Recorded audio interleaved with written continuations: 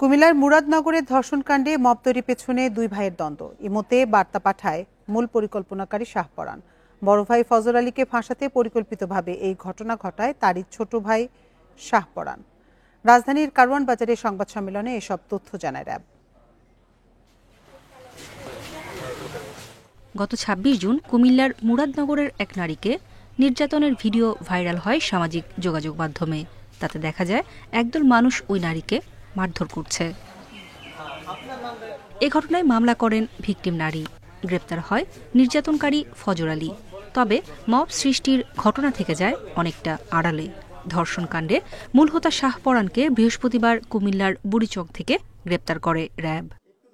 মবটা যারা করেছে, যারা এই সোশ্যাল মিডিয়াতে এই ভিডিওটাকে ভাইরাল করেছে, তাদের কয়েকজন ধরা পড়লো। এটার যে উস্কানিদাতা তিনি ধরা পড়েননি। একটা চৌকস অভিযানিক দল গতকাল এই শাহপরাণের যে রহস্যটা সেটা আমরা জানার পর তাকে আমরা গতকাল কুমিল্লা থেকেই অ্যারেস্ট করা হয়। র্যাব জানায় ভুক্তভোগী নারীকে উত্ত্যক্ত করতেন ফজর আলী ও তার ভাই শাহপরাণ। এ নিয়ে দুই ভাইয়ের শুরু হয় দ্বন্দ্ব। পরে সালিশে ছোট ভাই শাহপরাণকে মারধর করেন ফজর আলী। এর জেরে ২৬ জুন রাতে ফজর আলী যখন ওই নারীর ঘরে যান তখন ইমোতে বার্তা দিয়ে লোক জড়ো করেন শাহপরাণ। তাতে দেখা যায় একদল মানুষ ওই নারীকে মারধর করছে। এই ফজর আলী যে কিনা ধর্ষক হিসাবে অ্যারেস্টেড, সে এই ভিকটিমের মাকে সুদের বিনিময়ে ৫০,০০০ টাকা ধার দেয়। তো সেই ধারের টাকা আদায় করার জন্যই মাঝে মাঝে তাদের বাসায় যেত। ঘটনার দিনও তেমনি এই টাকা আদায়ের সূত্র ধরেই তিনি ওই বাসায় গিয়েছিলেন রাতের বেলা। এ ঘটনায় জড়িত বাকিদের ধরতে অভিযান চলমান বলে জানিয়েছে র্যাব। নূরে জান্নাত, ইন্ডিপেন্ডেন্ট নিউজ, ঢাকা। যে কোনো মূল্যে সীমান্ত হত্যা বন্ধ করা হবে বলে জানিয়েছেন জাতীয় নাগরিক পার্টির আহ্বায়ক নাহিদ ইসলাম। দুপুরে ঠাকুরগাঁও পুরাতন বাসস্ট্যান্ড গোলচত্বরে জুলাই পদযাত্রার শুরুতে এ কথা বলেন তিনি। জানান, সীমান্তে বাংলাদেশিদের নির্বিচারে গুলি করে হত্যা ও অবৈধভাবে পুশিং করা হচ্ছে, যা বন্ধ হওয়া প্রয়োজন। নতুন দেশ গঠনে সারা দেশে কর্মসূচি চলছে উল্লেখ করে নাহিদ বলেন, জুলাই ঘোষণাপত্র সংস্কার, বিচার ও নতুন সংবিধানের মাধ্যমে নির্বাচন চায় এনসিপি। জুলাই সনদ জুলাইয়ে দেওয়ার আহ্বান জানান তিনি। এর আগে সকালে পঞ্চগড়ে আটোয়ারী উপজেলায় জাতীয় নাগরিক পার্টি উপজেলা কার্যালয় উদ্বোধন করা হয়। বিকেলে দিনাজপুরে জনসভায় যোগ দেবেন এনসিপি নেতারা।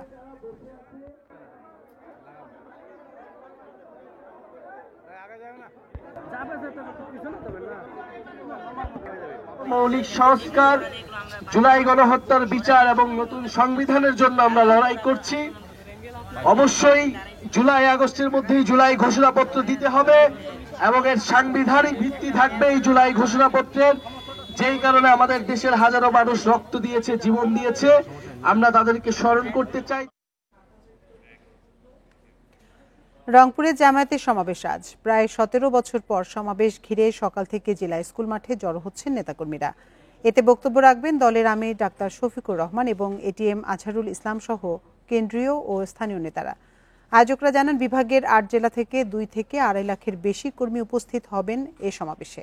আগামী সংসদ নির্বাচনে বৃহত্তর রংপুরের ৩৩টি আসনে দলকে জয়ী ও উজ্জীবিত করার পাশাপাশি পুরো বিভাগের মানুষের কাছে জামায়াতের পরিকল্পনার বিষয়ে বার্তা পৌঁছে দেওয়ার কথা জানান সংগঠনটির নেতারা।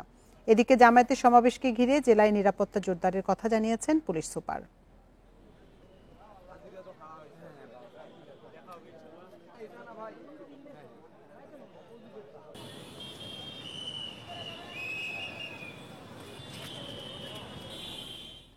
বর্তমান পরিস্থিতিতে সুষ্ঠু নির্বাচন সম্ভব কিনা তা নিয়ে সংশয় প্রকাশ করেছেন জামায়াতে ইসলামীর আমির ডাক্তার শফিকুর রহমান। দুপুরে সৈয়দপুর বিমানবন্দরে পাটগ্রাম পরিস্থিতি নিয়ে সাংবাদিকদের প্রশ্নের জবাবে একথা বলেন তিনি। এ সময় যে দলের কর্মীরা মবের সাথে জড়িত তাদের দলীয়ভাবে নিয়ন্ত্রণের আহ্বান জানান জামায়াতের আমির। পাটগ্রাম আমাদের চোখের সামনে না, এখন দেশের এই পরিস্থিতি বিরাজ করছে। এমন পরিস্থিতিতে নির্বাচন কিসের, কি নির্বাচন হবে? এই জন্য আগে নির্বাচনের পরিবেশ অবশ্যই তৈরি করতে হবে। এই পরিবেশ তৈরির জন্যই সংস্কারের প্রশ্নগুলো এসেছে। আমরা আশা করি সপ্তাহের ব্যবধানে রাজধানীতে বেড়েছে চাল ও মুরগির দাম। বাড়তি দামে বিক্রি হচ্ছে বেশ কিছু সবজিও। কেজিতে 2 থেকে 6 টাকা পর্যন্ত বেড়েছে সব ধরনের চালের দাম। মুরগির কেজিতে দাম বেড়েছে 10 থেকে 20 টাকা। ক্রেতাদের অভিযোগ, নিয়মিত তদারকি না থাকায় ইচ্ছে মতো বাড়ানো হচ্ছে দাম। ঈদের পর থেকেই বাড়তে থাকা চালের দাম কোনোভাবেই নিয়ন্ত্রণ করা যাচ্ছে না। একদিনের ব্যবধানেই বেড়ে গেছে দাম। শুক্রবার রাজধানীর বাজারে প্রতি কেজিতে 2 থেকে 6 টাকা বেশিতে বিক্রি হচ্ছে সব ধরনের চাল।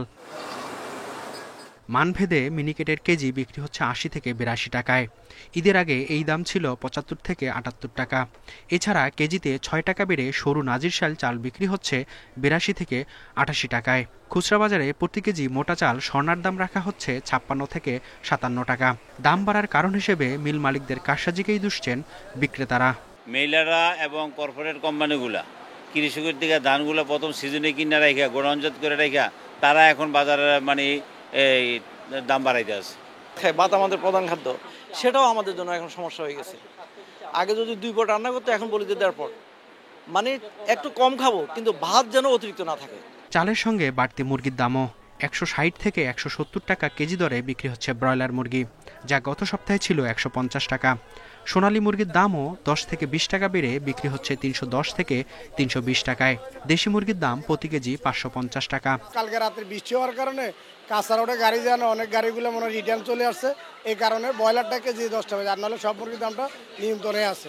সবজির দাম কয়েকদিনের তুলনায় শুক্রবার কিছুটা কমলেও তা গত সপ্তাহের চেয়ে বেশি। 30 থেকে 50 টাকায় বেশিরভাগ গ্রীষ্মকালীন সবজি মিললেও বেগুন, কাঁকরোল, করলার দাম 60 থেকে 80 টাকার মধ্যে। অনেক দাম, সব জিনিসের দাম। ভেন্ডি, এই যে পটল, দেখা যায় একটু আলুতে দাম কম ছিল, তাও বেড়ে গেছে। তেলের দাম, চাউলের দাম, কিভাবে মানুষজন খাবে, এই করবে। তারা বিক্রি করে বলে উপর থেকে বাড়ায়, তাই আমরাও বাড়াই। এরপরে বৃষ্টি হয়েছে, বৃষ্টি বাদলে একটু বেশি, এরপরে সারের লগে তুলনা দেয়া। কৃষকের দাবি হইল কি, আমি তো অনেক চ্যানেলে দেখলাম কৃষকেরা দাবি করতে সরকার যদি সারের দামটা কমিয়ে দিত, তো আমরা কৃষকেরা বাঁচতাম, দেশের জনগণ একটু ঠিক মতন পাইতো। এদিকে কেজিতে 5 টাকা বেড়ে পেঁয়াজ বিক্রি হচ্ছে 60 টাকায়। 30 থেকে 40 টাকা বেড়ে কাঁচামরিচ বিক্রি হচ্ছে 100 টাকা কেজি দরে। Mehedi Hasan, independent news, Dhaka. পাবনার সাথিয়ায় ট্রাক ও বাসের সংঘর্ষে 3 জন নিহত হয়েছেন, আহত হয়েছেন অন্তত 10 জন। ভোরে ঢাকা পাবনা মহাসড়কের পূর্ব বনগ্রাম এলাকায় এই দুর্ঘটনা ঘটে। পুলিশ জানায় বাসটি ঢাকা থেকে পাবনার দিকে যাচ্ছিল। পথে বিপরীত দিক থেকে আসা একটি পাথর বোঝাই ট্রাকের সঙ্গে সংঘর্ষ হয়। এতে ঘটনাস্থলে বাসের যাত্রী আবেদ আলী, মনসুর আলী ও অজ্ঞাত পরিচয় এক যুবকের মৃত্যু হয়। পুলিশ খবর পেয়ে আহতদের উদ্ধার করে স্থানীয় বিভিন্ন হাসপাতালে ভর্তি করে। এদিকে গোপালগঞ্জ সদরে বাসের ধাক্কায় সড়কে দাঁড়িয়ে থাকা ট্রাক চালক ও সহকারী নিহত হয়েছেন। এছাড়া সাতক্ষীরা ও চট্টগ্রামে আলাদা সড়ক দুর্ঘটনায় প্রাণ গেছে আরও 2 জনের।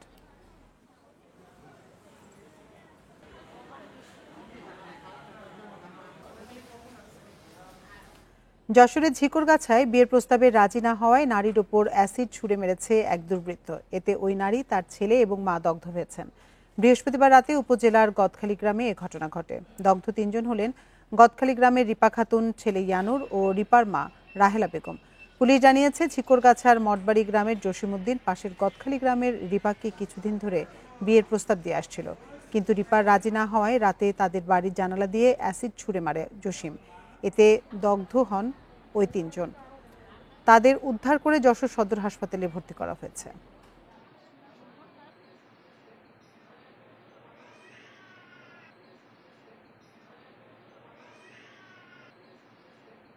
এখন আশঙ্কা মুক্ত বলা যায়, হ্যাঁ, বাচ্চার অবস্থাও আশঙ্কা মুক্ত বলা যায়, অথবা একটু ভোগান্তির শিকার হবে, আশঙ্কা মুক্ত। আর আমাদের কনসালটেন্ট যারা আছে ভিতরে, ওনারা ওয়ার্ডে ভর্তি আছে। সক্রিয় মৌসুমী বায়ুর প্রভাবে রাজধানী সহ সারা দেশেই আজ বৃষ্টি হতে পারে। কোথাও কোথাও ভারী থেকে অতি ভারী বৃষ্টির শঙ্কা রয়েছে। আগামী 5 দিন এই অবস্থা অব্যাহত থাকার পূর্বাভাস দিয়েছে আবহাওয়া অধিদপ্তর।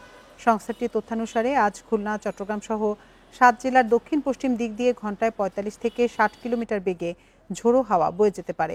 এসব এলাকায় হতে পারে বজ্রসহ বৃষ্টি। নদীবন্দর সমূহে জারি রয়েছে 1 নম্বর সতর্ক সংকেত। সারা দেশে আজ দিন ও রাতের তাপমাত্রা অপরিবর্তিত থাকবে। ভোর 6টা পর্যন্ত গত 24 ঘন্টায় দেশের সর্বোচ্চ বৃষ্টি রেকর্ড করা হয় কক্সবাজারে 136 মিলিমিটার। এ সময় রাজধানীতে বৃষ্টি রেকর্ড করা হয় 24 মিলিমিটার। 1 বছরে বুয়ারের শহীদদের পরিচয় শনাক্তে কোনো উদ্যোগ নেওয়া হয়নি, এমনকি কবরগুলো সংরক্ষণের কোনো পদক্ষেপও নেওয়া হয়নি বলে অভিযোগ জানিয়েছেন বৈষম্য বিরোধী ছাত্র আন্দোলনের কেন্দ্রীয় কমিটির নেতারা। সকালে রাজধানীর রায়েরবাজার বুদ্ধিজীবী কবরস্থানে শহীদের কবর জিয়ারতের পর এসব কথা বলেন নেতারা।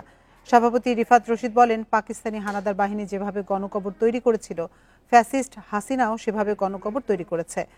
পুলিশ আবার হাসিনার আমলের মতো ফ্যাসিস্ট হয়ে উঠেছে অভিযোগ করে তিনি বলেন, গণহত্যায় জড়িতদের বিচার প্রক্রিয়ায় গতি দেখলে কচ্ছপও লজ্জা পায়। আওয়ামী লীগ বাংলাদেশের জন্য কালসাপ বলেও মন্তব্য করেন এই নেতা। এ সময় আগামী 3 দিন সারা দেশের সকল শহীদদের কবর জিয়ারত ও আহতদের খোঁজ খবর নেওয়ার কর্মসূচি ঘোষণা করেন। এছাড়া জুলাই শহীদ জেনেভা ক্যাম্পের বাসিন্দা রনির জুলাই যোদ্ধার স্বীকৃতি দাবি করেন। পরশুদিন আমরা 3 দিন সারা দেশের যত শহীদদের কবর আছে সবগুলো শহীদদের কবর জিয়ারত করব এবং শহীদ পরিবারে যাব, তাদের খোঁজ খবর নিব। সংস্কার একটি চলমান প্রক্রিয়া, যেরকম সত্য সেইভাবে মৌলিক সংস্কার ব্যতীত আমাদের একটি নতুন করে সংসদে যাওয়া, নতুন করে একটি নির্বাচন হওয়ারও কোনো প্রকার সুযোগ নেই।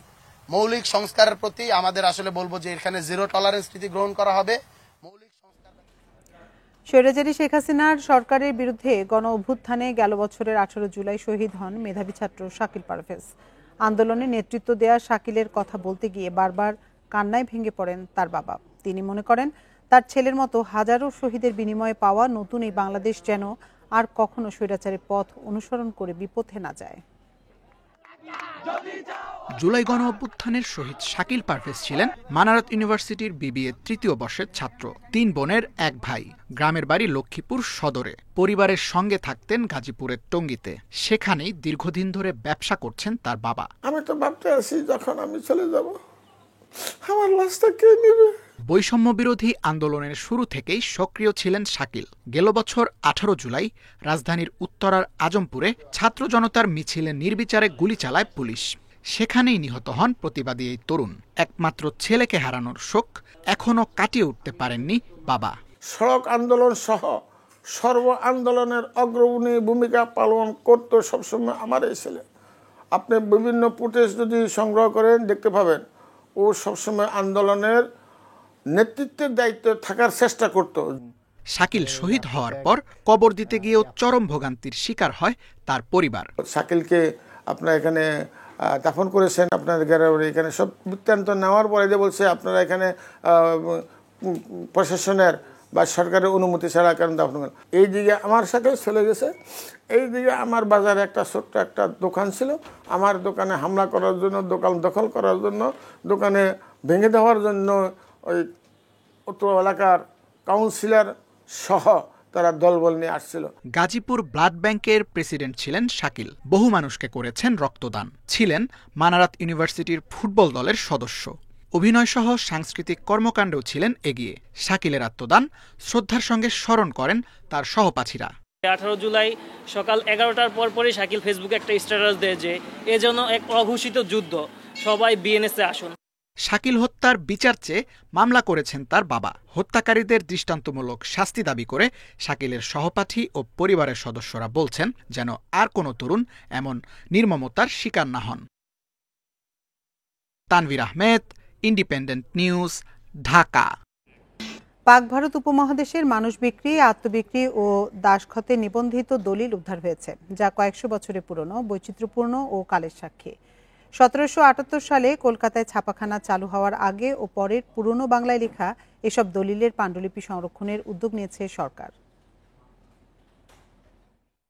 35 বছরের মসমাত ও তার 9 বছরের কন্যা শিশু উম্বরাকে দাস হিসেবে 40 রুপিতে শ্রী সদারাম সম্মোহনের কাছে বিক্রি করেন শ্রী ভবানী নারায়ণ পাল। 1801 সালের এই কবলা দলিলের সাক্ষী 3 জন। 1999 সালে এমফিল গবেষক ডক্টর মোস্তফা আহাদ তালুকদারকে দলিলটির কপি দেন বগুড়ার তৎকালীন জেলা রেজিস্ট্রার ওসমান গনি। 9 বছরের দৌলতকে 8 টাকায় গোলাম হিসেবে বিক্রি করেন জমিয়ত খান হাওলাদার। বেচা কেনার দলিলটি সম্পাদন হয় 1764 সালের 20 নভেম্বর। সাংবাদিক SM ইমামের উদ্ধার করা দাসখত সংক্রান্ত আরও 2টি দলিল হাতে পান কুমিল্লা কোর্টের আইনজীবী ইসহাক সিদ্দিকী। প্রথম দাসখতে উল্লেখ আছে, দেনার দায়ে 25 বছরের শেখ বিয়ানি নিজেকে ফয়েজউল্লাহর কাছে বিক্রি করেন 40 কাহান করিতে। দ্বিতীয় দাসখত পত্রে দেখা যায় শ্রী অনুপ রাম তার নিজ দাস শ্রী সানাই দাস ভিত্ত ও তার মা মসমত উরিদাসীকে খোরপোশ দিতে ব্যর্থ হয়। তারা 28 টাকায় বিনোদ রাম ও সোনারামের কাছে আত্মবিক্রি হন। পূর্বে পাঠোদ্ধার করা এরকম আরো কিছু দলিলের উল্লেখ আছে এই আইনজীবীর লেখা বাংলাদেশের দাসতন্ত্র ইতিহাস গ্রন্থে। আর্যরা শুরু করেছেন ভারতীয় উপমহাদেশে যখন প্রবেশ করলেন, অনুপ্রবেশ করেছেন, তখনই এদেশের মানুষকে, ভারত উপমহাদেশের মানুষকে দাস আখ্যা দিয়ে অনুপ্রবেশ করেছিল। মানুষ বিক্রি ও দাসখতের এসব দলিল সংগ্রহ, পাঠোদ্ধার ও গবেষণার পাশাপাশি পুরনো বাংলা লিপির অনেক দলিলের পাঠোদ্ধার ও সম্পাদন করেছেন এই শিক্ষক। যখন এদেশে দাস প্রথা প্রচলিত ছিল তখন দাসখত দিত মানুষ, অর্থাৎ কেউ যদি টাকা ধার নিয়ে সেই টাকা শোধ করতে না পারত তখন তার বিনিময়ে সে নিজেকে দাস হিসাবে মালিকের কাছে খত লিখে দিত। এ ধরনের গুরুত্বপূর্ণ দলিল সংরক্ষণের উদ্যোগ নিয়েছে সরকার।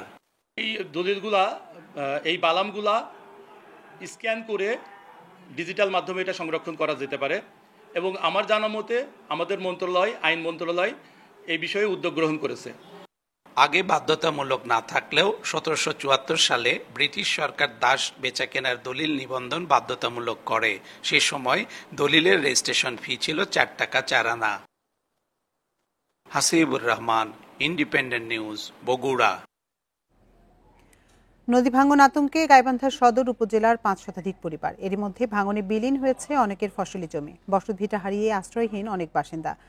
পানি উন্নয়ন বোর্ড সমাধানের আশ্বাস দিলেও স্থানীয় উদ্যোগে ভাঙন ঠেকানোর চেষ্টা চলছে অনেক এলাকায়। গাইবান্ধায় 3 বছর ধরেই ভাঙনের প্রবণতা বেশি। ব্রহ্মপুত্র, যমুনা, তিস্তা, ঘাঘট, করতোয়া নদীর তীর এলাকায় বর্ষা মৌসুমে আতঙ্ক বেড়েছে নদী তীরের বাসিন্দাদের। এখন আতঙ্কে দিন পার করছে 500 পরিবার। নদীতে বিলীন হওয়ার আশঙ্কায় ফসলি জমি, ঘরবাড়ি, শিক্ষা প্রতিষ্ঠান। 10-15টা বাড়িটা সব বাড়ি আসছিল, 15-20টা ঘর আসছিল, এখন ফের 20-30টা বাড়ি এখন ফের যাচ্ছে। এতদিন তো নদী ওই দিকে ছিল, এখন তো নদী অনেক দূরে ছিল, এখন সেগুলো দিয়ে জায়গা উঠে গেছে, আমার ঘরে বাড়ি ভাঙি যাচ্ছে। পানি উন্নয়ন বোর্ডে কাগজপাতি দিয়েছি, তাদের বলছি, তারা 2বার করে আইসা ম্যাপে নিয়ে গেল, তে আশ্বাস দিল যে কাজ হবে।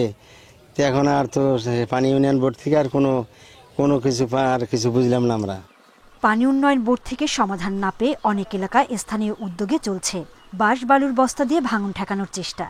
কিন্তু এতে কতটা কাজ হবে সংশয় থেকেই যাচ্ছে তা নিয়ে। বাড়িঘর উদ্যোগ নিয়েছি আমরা, এই যে বান্ডাল দেওয়ার ছিল, এটা 2 বছর হলো কাজ করতেছি আমরা। ভাঙনটা আমরা বহুদিন থেকে চেষ্টা করেছি, আরো 2বার বান্ডাল দিছি, দেওয়ার পরে সে বাঁশগুলো তো নষ্ট হয়েছে, আবার বাঁশ কিনছি, কিনে এলে বান্ডালগুলো দিছি, মানে কামনা গেছেন, বহু টাকা খরচ হয়ে গেছে। ভাঙনের হুমকিতে থাকা 35 কিলোমিটার এলাকা সংস্কার করা হয়েছে। অসমাপ্ত 22 কিলোমিটার সংস্কারে এরই মধ্যে পদক্ষেপ নেওয়া হয়। ডিপিপিগুলো আছে, এগুলো অনুমোদন এবং বাস্তবায়িত হলে যমুনা কেন্দ্রিক যে সুন্দরগঞ্জ এবং সদর উপজেলায় প্রস্তাবিত প্রকল্পে যে আমরা নদী ভাঙন এলাকাগুলো চিহ্নিত করেছি, সেগুলো সম্পূর্ণ নদী ভাঙনের ঝুঁকিমুক্ত হবে। 3 বছরে গাইবান্ধার 4 উপজেলার নদী তীরের অর্ধশত শিক্ষা প্রতিষ্ঠান এবং 15,000 পরিবারের বাড়িঘর বিলীন হয়েছে। Independent news. ডেঙ্গুর পাশাপাশি চোখ রাঙাচ্ছে করোনা। গত 1 মাসে করোনায় মারা গেছেন 23 জন আর আক্রান্ত হয়েছেন 433 জন। করোনায় আক্রান্ত বেশিরভাগই ঢাকার বাইরের। চিকিৎসকেরা বলছেন ডেঙ্গুর পাশাপাশি বাড়ছে করোনা সংক্রমণ। স্বাস্থ্যবিধি মেনে চলার পরামর্শ চিকিৎসকদের। রাজধানীর মহাখালী ডিএনসিসি কোভিড হাসপাতাল। করোনার পাশাপাশি এই হাসপাতালে রয়েছে ডেঙ্গু রোগীও। গত 1 মাসে ডেঙ্গুতে আক্রান্ত হয়েছেন 6,500-এর বেশি মানুষ আর মারা গেছেন 22 জন। ডেঙ্গুতে ঢাকায় আক্রান্তের চেয়ে বাইরের রোগীর সংখ্যাই বেশি। বিভিন্ন জেলা থেকে ঢাকায় আসছেন চিকিৎসা নিতে। 1 মাসের ব্যবধানে এই হাসপাতালে ডেঙ্গুতে আক্রান্ত হয়ে ভর্তি হয়েছেন 100 জনের বেশি। ব্যথার পরের থেকে আবার ফিরে জ্বর, আস্তে আস্তে খালি জ্বর বাড়ে, খালি বাড়ে। প্লেটলেট 47,000 চলে যাওয়ায় আমারে মানিকগঞ্জ থেকে 2টা হসপিটাল থেকে সদর এবং মুন্নু থেকে আমারে বলে যে ডিএনসিসিতে ভর্তি হওয়ার জন্য। সাথে সাথে অ্যাম্বুলেন্স নিয়ে রাত 9টার দিকে এখানে এসে ভর্তি হয়ে আমি। ফার্মেসির থেকে বললো যে 3 দিন হইলে আপনি টেস্ট করাইন। তারপর তেজগাঁও স্বাস্থ্য কমপ্লেক্সে গিয়ে টেস্ট করাইলাম। পরে একদিন পর সকালে রিপোর্ট আনতে গেলাম, দেখে ডেঙ্গু পজিটিভ আসছে। ডেঙ্গিটা প্রতি বছর আসে জুলাইয়ের পর থেকে, জুলাইয়ের মাঝামাঝি বা তারপর, কিন্তু এবার কিন্তু একেবারে মিড জুন থেকে স্টার্ট হয়েছে এবং সংখ্যাটা কিন্তু ক্রমান্বয়ে বৃদ্ধি পাচ্ছে। এটা কিন্তু ভেরি মাচ অ্যালার্মিং। করোনায় আক্রান্ত রোগীও ভর্তি এই হাসপাতালে। কুমিল্লা, গাইবান্ধা, ময়মনসিংহ থেকেও উন্নত চিকিৎসার জন্য রোগীরা এসেছেন। অক্সিজেন সাপোর্ট লাগছে বেশিরভাগ রোগীরই। আদার দেন 3 ডেথ কেসেস আমাদের কিন্তু অ্যারাউন্ড 40% পেশেন্টকে অক্সিজেন দিতে হয়েছে। তো আমরা বলতে পারবো না যে এটা সবাই বাই মাইল্ড বা মডারেট হচ্ছে, কারো কারো কিন্তু এটা সিরিয়াসও হচ্ছে। ক্রিটিক্যাল পেশেন্টগুলো আমাদের দেখা গিয়েছে অ্যারাউন্ড 70%ই বাইরে থেকে এসেছে, আর ঢাকায় 30%-এর মতো। এবছর করোনায় আক্রান্ত 616 জনের মধ্যে এক মাসেই শনাক্ত হয়েছে 433 জনের, আর মারা গেছেন 23 জন। বন ইবনে কামাল, ইন্ডিপেন্ডেন্ট নিউজ, ঢাকা। অব্যবস্থাপনা ও নানা অনিয়মে দুর্ভোগের প্রতিষ্ঠানে পরিণত হয়েছে রংপুর মেডিকেল কলেজ হাসপাতাল। রোগী ও স্বজনদের অভিযোগ, নজরদারির অভাবে উত্তরাঞ্চলের সবচেয়ে বড় এই হাসপাতালটি এখন দালালদের দখলে। প্রতিটি জায়গায় টাকা ছাড়া মেলে না কোনো সেবা। এছাড়া নোংরা পরিবেশ দুর্ভোগ বাড়িয়েছে আরও বেশি। রংপুর মেডিকেল কলেজ হাসপাতাল আশপাশের বিভিন্ন জেলার চিকিৎসার ভরসাস্থল। তবে নানা অনিয়মে হাসপাতালটি এখন রোগীদের কাছে দুর্ভোগের স্থান। রোগী ও স্বজনদের অভিযোগ, দালালদের দৌরাত্মে প্রতি জায়গাতে হতে হয় নাজেহাল। ভর্তি থেকে শুরু করে সব জায়গাতেই দিতে হয় টাকা। আবার ভর্তি হলেও দেখা মেলে না চিকিৎসকের, পাওয়া যায় না সরকারি কোনো ওষুধও। বলে যে আমরা ম্যানেজ করে দিতে পারবো, আইসি রুম ম্যানেজ করে দিতে পারবো, তাহলে আপনাকে কিছু টাকা লাগবে, 2-3 হাজার টাকা লাগবে, 4 হাজার 5 হাজার টাকা লাগবে। দেখতে আসে না, ওদের চাইতে মতন যেটা আমরা চাই সেটা পাইনি, ওরা লিখি দেয় কিনে এনে ব্যবহার করতে হয়। শুধু তাই নয়, পরিষ্কার পরিচ্ছন্নতার অভাবে পুরো হাসপাতালই হয়ে উঠেছে অস্বাস্থ্যকর। এসব বিষয়ে নজরদারি ও অব্যবস্থাপনাকে দুষছেন রোগীর স্বজনরা। বেড পাইতেছি না, তাহলে ফ্যান লাইট এগুলো তো অনেক সমস্যা আছে। বিশেষ করে আমাদের কথা হচ্ছে যে আমরা এই মেডিকেল দুর্নীতিমুক্ত আমরা চাই। অল্প কিছু টাকা দিয়ে আমি তাদেরকে ভর্তি করাইছি, এখন এতটুকু যদি আমি না দেই তাহলে তারা কোনো প্রকার অ্যালাউ করতেছে না, এর সঙ্গে আনসাররাও জড়িত। হাসপাতাল পরিচালক বলছেন, ধারণ ক্ষমতার বেশি রোগীর চিকিৎসা দিতে হিমশিম খেতে হয়। এছাড়া অনিয়মের কোনো অভিযোগ পেলে ব্যবস্থা নেওয়ার আশ্বাস দিয়েছেন তিনি। পরিষ্কার পরিচ্ছন্ন কর্মীর স্বল্পতা আছে। আমাদের সরকারি এবং আউটসোর্সিং দুইটা মিলে আমাদের যেই পরিমাণ পরিচ্ছন্ন কর্মী আছে সেটা হলো আসলে প্রয়োজনের তুলনায় খুবই কম। যে অনেক ক্ষেত্রে হয়তো বা কোনো এক শ্রেণী কিছু সুযোগ সুবিধা নেওয়ার চেষ্টা করে। আপনি বললেন যেহেতু আমি ব্যাপারটা দেখব, যে যদি কি এরকম থাকে যে এখানে মধ্যস্থতা করছে টাকার বিনিময়, সেটা আমি অবশ্যই দেখে আমি যথেষ্ট ব্যবস্থা নিব। 1000 শয্যার রংপুর মেডিকেলে গড়ে রোগী ভর্তি থাকে 2500-এর বেশি। দালালদের দৌরাত্ম্য ও ভোগান্তি কমাতে দ্রুত কার্যকর ব্যবস্থা নেওয়ার দাবি রোগীদের। Independent news. দখলের কবলে বরগুনা পটুয়াখালীর রাখাইন জনগোষ্ঠীর শ্মশান উপাসনালয়। মুজিব আবাসন প্রকল্প এবং পাউবো ও প্রভাবশালী মহলের বিরুদ্ধে দখলের অভিযোগ রাখাইনদের। রাজনৈতিক প্রভাব খাটিয়ে কয়েক দশক ধরেই ভূমিদস্যুরা রাখাইন পল্লীর জমি দখল করছে, অভিযোগ তাদের। 1784 সালে প্রথম রাখাইন জনবসতি গড়ে ওঠে বাংলায়। আরাকান থেকে বঙ্গোপসাগর হয়ে বঙ্গে আসে এই জনজাতি। বরগুনার তালতলি লাউপাড়া গ্রামে 13টি রাখাইন পাড়া রয়েছে। 3 বছর আগে নিদ্রা খাল ঘেঁষা 1.5 একরের শ্মশান ঘাটের শবদেহ রাখার জায়গায় গড়ে তোলা হয়েছে একটি বাড়ি। এই ঘরটা কবে হয়েছে? ঘরটা হয়েছে 2 বছর প্লাস। অগজটি কয় সরকারি জায়গা আমরা উড়াইছে, আমরা বাধা দিয়েও তো হয়ে হোমনে না। ছোটবগি ইউনিয়নের ঠাকুরপাড়ায় রয়েছে প্রাচীন শ্মশান, সেখানে আছে বহু কবর। রাখাইন প্রতিনিধিরা বলছেন 74% শ্মশান দখলের থাবায় টিকে আছে মাত্র 15%। 74% জায়গা জমি। তো এটার এখন নিয়ে সংকটটা কি নিয়ে? সংকটটা হইলে আবার একটু আস্তে আস্তে কমতে গেছে। আমি শ্মশান খাই না খাই, এটা আমরা মাপিয়ে দেখেন, মাপিয়ে যদি আমরা পান আমার কোনো আপত্তি নেই, আমরা নিয়ে যাই।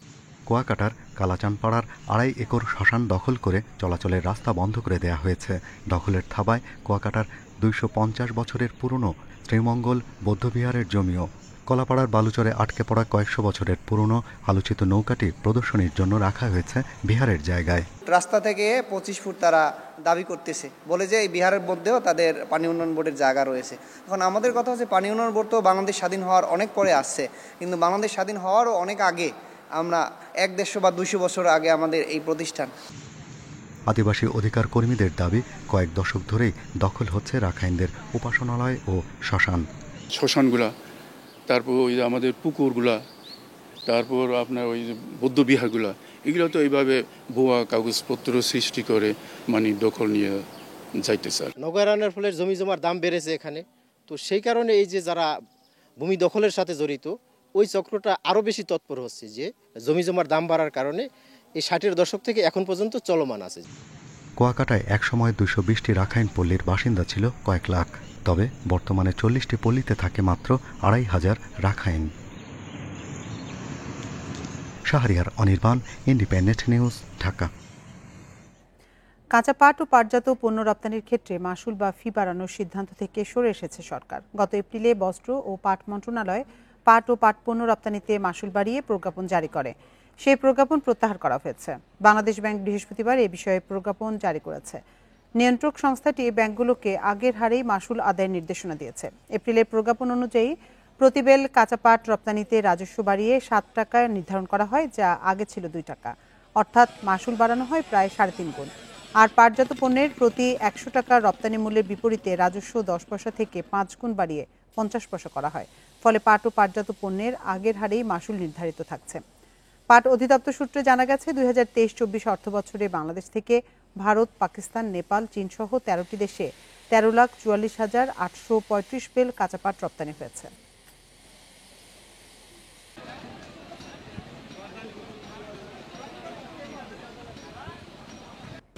দেশের ব্যাংক বহির্ভূত আর্থিক প্রতিষ্ঠানগুলোতেও ভয়াবহ আকারে বাড়ছে খেলাপি ঋণ। কেন্দ্রীয় ব্যাংকের সর্বশেষ তথ্য অনুযায়ী 2025 সালের মার্চ শেষে আর্থিক প্রতিষ্ঠানে বিতরণ করা ঋণের 35.31% খেলাপি হয়ে গেছে টাকার অঙ্কে, যা দাঁড়িয়েছে 27,189 কোটি টাকায়।